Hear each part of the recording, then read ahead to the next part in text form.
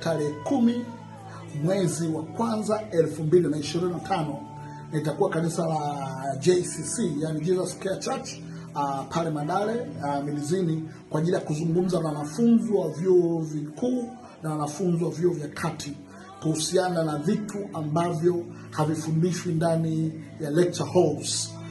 Kwa maana ya kwamba viko vitu vinafundishwa chuoni, lakini kuna missing elements ambazo hazifundishwi chuoni, ambazo ziko mtaani huku, viko ambavyo pengine kwa namna moja ama nyingine vinatusaidia katika kuenenda na katika namna ya kuishi na watu.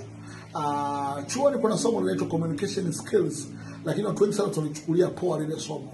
Lakini I want to tell you, moja kati ya changamoto kubwa sana tuliokuwa nayo ni namna ya kuwasiliana tunapokuwa mtaani, kuzielewa na kuzitambua nyakati zilizopo katika kitaa, kuelewa season tuliokuwa nayo katika nchi, kuelewa season tuliokuwa nayo katika ulimwengu wa roho. Ni muhimu sana. Hivi vitu hauwezi kuvipata katika madarasa ya chuo unapokuwa unafundishwa, lakini muhimu sana vikakuongezea wakati unajifunza maarifa ya namna hiyo. Pia ni muhimu kupata inspirational ya vitu ambavyo pia vinakuongezea katika kutafuta kwako maarifa na elimu katika maisha yako.